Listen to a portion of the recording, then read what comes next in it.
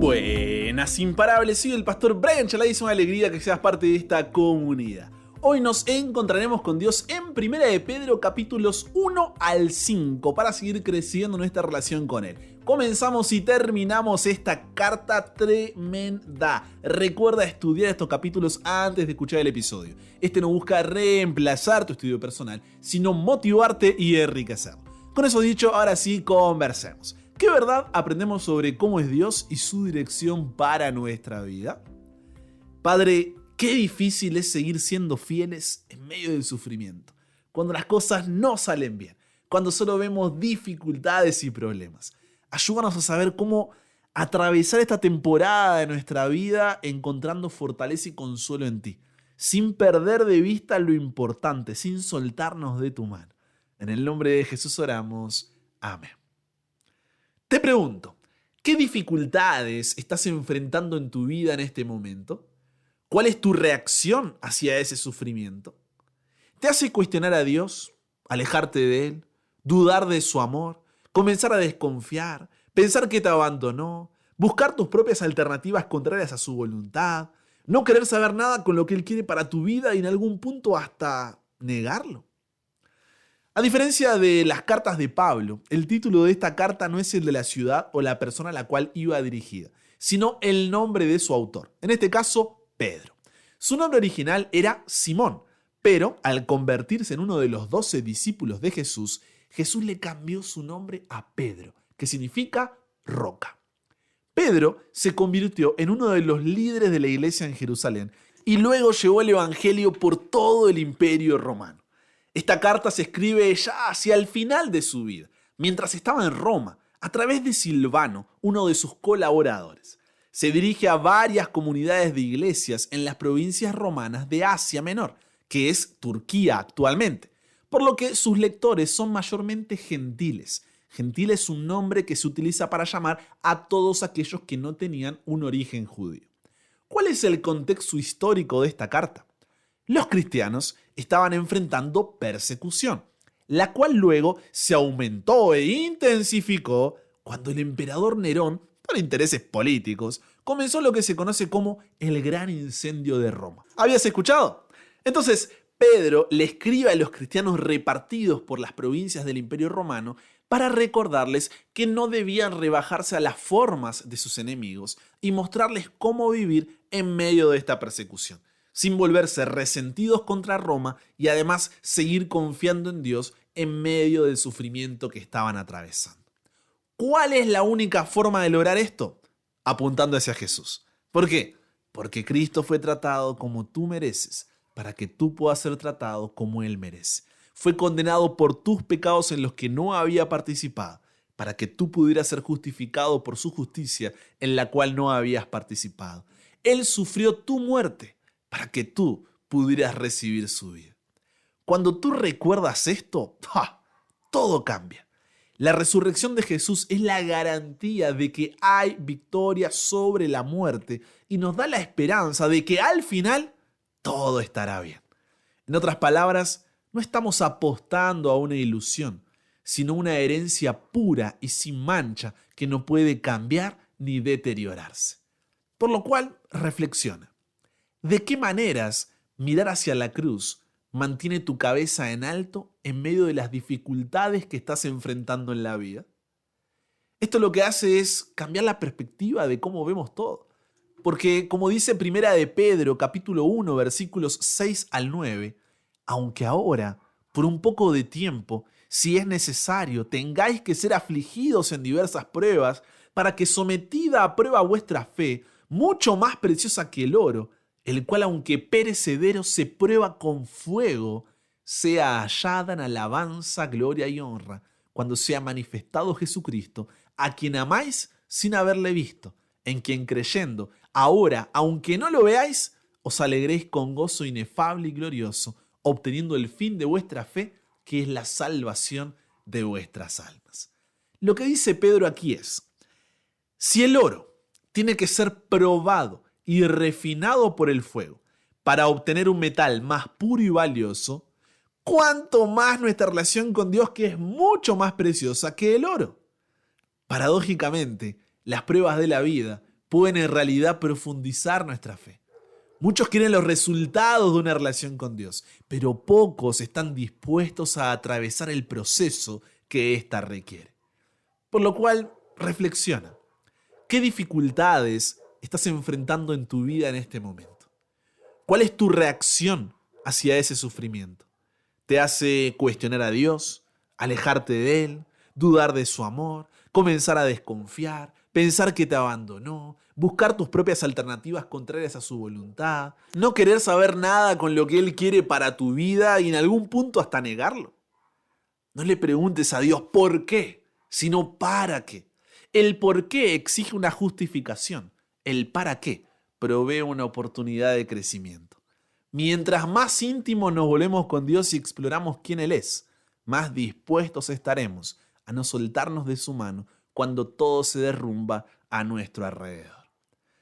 Pedro sabe que ante las dificultades, nuestra primera reacción cuando Dios no actúa en nuestros tiempos, en nuestras formas, es volver a confiar en nosotros mismos antes que en Él.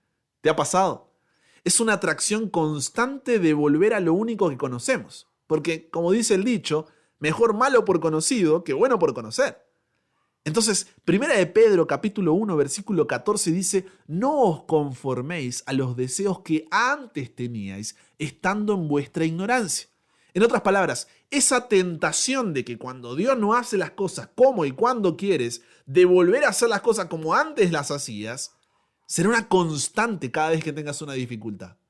Pero aunque no puedan evitar que los pájaros vuelen sobre su cabeza, sí pueden evitar que hagan nido. Así que como aquel que os llamó es santo, sed también vosotros santos en toda vuestra manera de vivir, afirma el versículo 15. Para dejar esto más claro todavía, Pedro toma imágenes del Antiguo Testamento sobre el pueblo de Israel y las aplica a estos cristianos gentiles a quienes les escribe. ¿Recuerdas lo que hizo Israel ante la primera dificultad que tuvo cuando salió de Egipto? Retrocedamos un poco y vamos a Éxodo, capítulo 14, versículos 10 al 12. Dice: y cuando Faraón se hubo acercado, los hijos de Israel alzaron sus ojos y he aquí que los egipcios venían tras ellos. Por lo que los hijos de Israel temieron en gran manera y clamaron a Jehová y dijeron a Moisés: ¿no había sepulcros en Egipto que nos has sacado para que muramos en el desierto? ¿Por qué has hecho así con nosotros que nos has sacado de Egipto? ¿No es esto lo que te hablamos en Egipto diciendo: déjanos servir a los egipcios? Porque mejor nos fuera servir a los egipcios que morir nosotros en el desierto. ¿Logras verlo? Mejor malo por conocido que bueno por conocer. Cuando las cosas no salen cuando queremos o como queremos, hasta la esclavitud pensamos que es una mejor opción. Pero ¿qué dijo Moisés en aquella ocasión? Éxodo 14, versículos 13 y 14. No temáis, estad firmes y ved la salvación que Jehová hará hoy con vosotros. Jehová peleará por vosotros y vosotros estaréis tranquilos. Por lo que Pedro lo que les dice es: no cometamos el mismo error. Así como los israelitas que dejaron Egipto, nosotros también debemos ceñir nuestros lomos y dejar atrás la antigua manera de vivir mientras vamos camino a un nuevo futuro. Ahora nosotros somos el pueblo santo de Dios, apartado de las otras naciones para un Dios diferente al resto de los falsos dioses, y estamos en camino a través de el desierto de esta vida. Somos el pueblo del nuevo Éxodo, quienes han sido redimidos por la sangre de Jesús, quien es el Cordero definitivo de la Pascua. Somos el pueblo del nuevo pacto, que tenemos la palabra de Dios en lo profundo de nosotros, restaurando nuestros corazones y renovando nuestras mentes. Somos el nuevo templo construido sobre el fundamento de Jesús mismo y somos el nuevo reino de sacerdotes, quienes sirven a Dios como sus representantes a las naciones. Entonces, que hoy estés en el desierto no significa que no haya Canaán. Debes diferenciar las temporadas de la vida que atravesamos. Si tomo una semilla, hago un hoyo en la tierra, la pongo en el suelo y la cubro con tierra, es exactamente el mismo proceso que llevar un cuerpo muerto, hacer un hoyo en la tierra, ponerlo en el suelo y cubrirlo con tierra, ¿cierto? Y muchas veces, al estar bajo tierra en una etapa de nuestra vida, una temporada oscura, solitaria, difícil, pensamos que se terminó todo para nosotros, que la vida no tiene más sentido e incluso puede que hayas pensado en quitarte la vida, cuando en realidad todavía no se terminó porque no estás enterrado, estás plantado. Es oscuro en ambos lugares, es duro en ambos lugares, es solitario en ambos lugares, pero tienes que tener la fe para entender que no estás enterrado, sino que estás plantado. Por lo cual, en lugar de decir, ay, es que estoy pasando por, o es que estoy sintiendo que, centrándote en tus circunstancias y sentimientos, debes decir, Dios, en su palabra, me dijo que escrito está, centrándote en la promesa de que el que comenzó en vosotros la buena obra, la perfeccionará hasta el día de Jesucristo. Porque, como termina diciendo 1 de Pedro capítulo 1, versículos 24 y 25, toda carne es como hierba, y toda la gloria del hombre como flor de la hierba.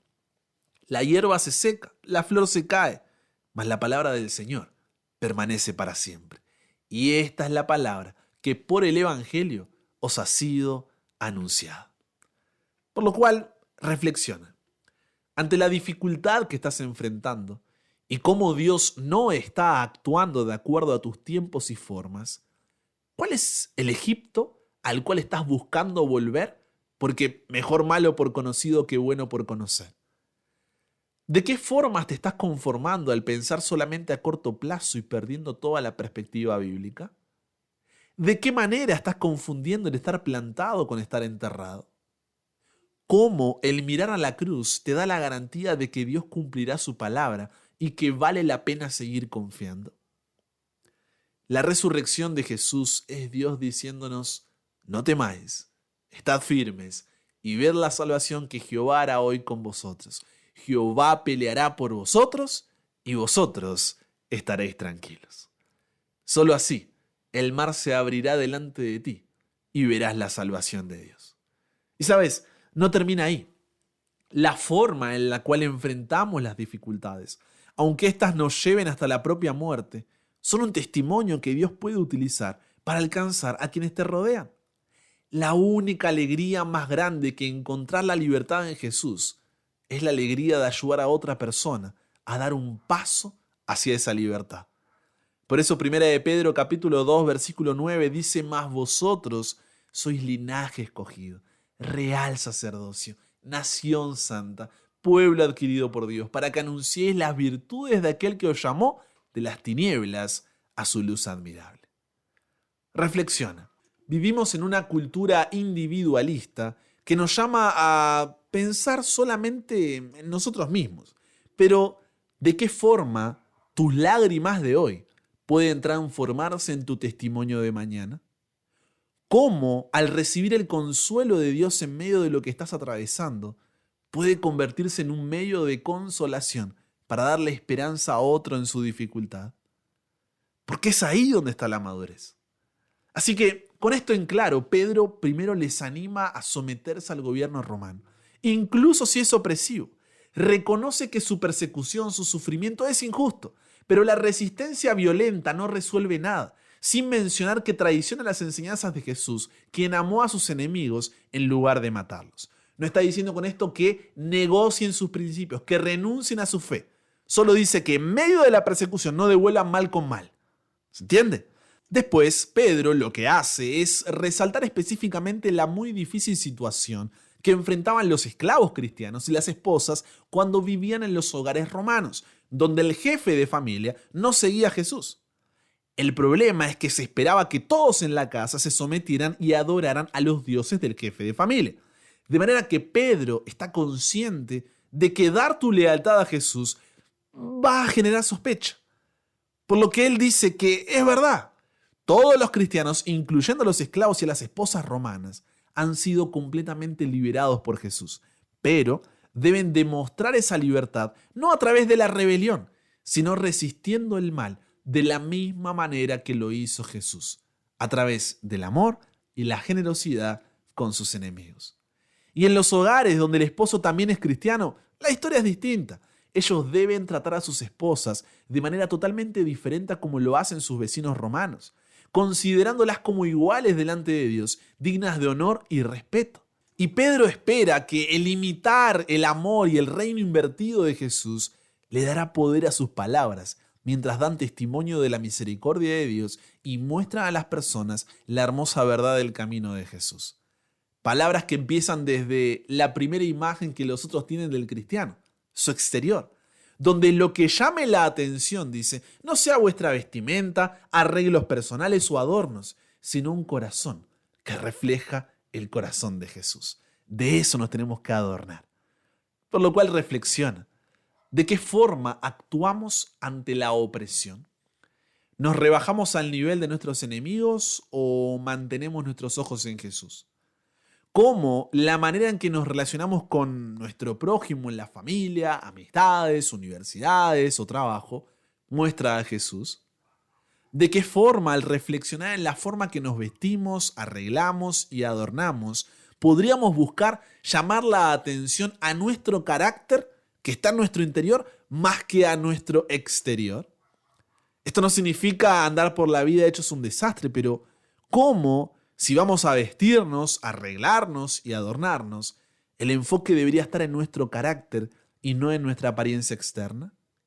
¿Qué dice de nuestro carácter que nuestra mayor preocupación sea la apariencia externa? Finalmente, Pedro nos recuerda acerca del verdadero enemigo al que nos enfrentamos. La persecución no es simplemente cultural o siquiera política. Hay fuerzas oscuras de maldad espiritual que están trabajando, inspirando odio y violencia. Y nosotros debemos resistir esta maldad, permaneciendo fieles a Jesús y a sus enseñanzas y anticipando su regreso y victoria final sobre esa maldad. Por eso, como dice 1 de Pedro capítulo 4, versículos 12 y 13, no os sorprendáis del fuego de prueba que os ha sobrevenido, como si alguna cosa extraña os aconteciese, sino gozaos por cuanto sois participantes de los padecimientos de Cristo, para que también en la revelación de su gloria os gocéis con gran alegría. En otras palabras, en lugar de hacerse los sorprendidos cuando pasan dificultades y decir, ay, ¿por qué si yo soy cristiano? ¿Dónde está Dios? En vez de hacerse los sorprendidos, siendo que Jesús dijo, bienaventurados los que padecen persecución por causa de la justicia, porque de ellos es el reino de los cielos. Bienaventurados sois cuando por mi causa os vituperen y os persigan y digan toda clase de mal contra vosotros mintiendo. Deberíamos considerar un honor, un gozo, el ser perseguidos y pasar sufrimiento como Jesús lo pasó. No significa que debamos buscarlo intencionalmente de forma masoquista, pero en lugar de que las dificultades nos alejen de Dios, estas deben mantenernos aferradas a Él. Jesús mismo fue perseguido injustamente y asesinado por poderes humanos corruptos, pero en realidad estaba muriendo por los pecados de sus enemigos. Y después Él recibió lo que era justo, y le fue dada la vida de resurrección por el Espíritu. Y ahora Jesús está exaltado como Rey sobre todos los poderes humanos y espirituales. De la misma forma, al bautizarnos, no como un ritual así totalmente extraño, sino como un símbolo de la disposición a un cambio de corazón, del deseo de ser unidos a Jesús, nosotros también podemos seguir adelante por la esperanza que tenemos de reinar para siempre con Él. Así que reflexiona, ¿de qué forma el mirar hacia la cruz cambia tu perspectiva ante el sufrimiento que traen las dificultades de la vida? ¿Cómo, al cada día buscar a Dios, puedes afirmar la creencia de que es un honor y un gozo el pasar, aunque sea un poco, de lo que Jesús tuvo que pasar por causa de nuestra salvación? ¿Qué es lo que más se te dificulta de adquirir esta mentalidad? Porque si hoy estamos hablando de Dios en libertad y puedes tener una Biblia en tu casa o en tu celular, fue precisamente por hombres y mujeres a lo largo de toda la historia, cuya sangre fue derramada por causa del Evangelio, comenzando por el propio Pedro que escribe esta carta. Así, la primera carta de Pedro es un poderoso recordatorio de la esperanza cristiana en medio del sufrimiento. El pueblo de Dios ha sido una minoría incomprendida desde su mismísimo comienzo y deberían esperar a enfrentar hostilidad porque han sido elegidos para vivir bajo el reino de un rey diferente, Jesús.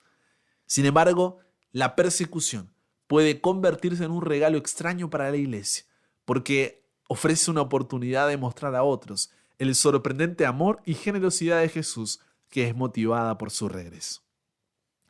No sé qué es lo que estás pasando hoy, pero Dios hoy te dice, no me olvidé de ti. No te rindas en medio del proceso, aunque te cueste la propia vida. Echa tu ansiedad sobre mí, que yo te cuido. Conversamos con Dios sobre esto. Padre, qué tema, Señor. No es para nada fácil y son de esos temas que preferiríamos no escuchar, pero que los necesitamos por los tiempos que estamos pasando ahora y por los tiempos que vendrán. Ayúdanos a humillarnos bajo tu poderosa mano, confiando completamente en ti. Que ante las ansiedades que nos consumen porque las cosas no salen de la forma o en los tiempos que pensamos que deberían salir, podamos cada día en oración mirar hacia la cruz y mantener la perspectiva eterna. Satanás intentará de todas formas alejarnos de ti a través de las circunstancias y cómo éstas nos hacen sentir. Pero que cada día podamos consagrarnos a ti para mantenernos firmes, sabiendo que no somos solamente nosotros quienes estamos en esta lucha, sino que nuestros hermanos en todo el mundo también tienen cada uno la suya. Perfecciónanos, Señor, a través de las dificultades y el sufrimiento. Que esto, en lugar de alejarnos de ti, nos acerque a ti, afirmándonos, fortaleciéndonos y estableciéndonos para poder ser de testimonio a quienes nos rodean. Nos entregamos hoy a ti, Dios. Cámbianos, renuévanos, transfórmanos, somos tuyos. En el nombre de Jesús oramos. Amén. Y con eso llegamos al final. Comparte con otros lo que aprendiste hoy. Súmate a la comunidad en WhatsApp, totalmente gratis si todavía no lo has hecho, para recibir una notificación de tu celular cada mañana, escuchar los episodios sin conexión, tener material extra, hacer tus preguntas, acceder a contenido exclusivo y te espero en el siguiente para que nunca pares de aprender y nunca pares de crecer. ¿Por qué? Porque hasta el cielo no paramos.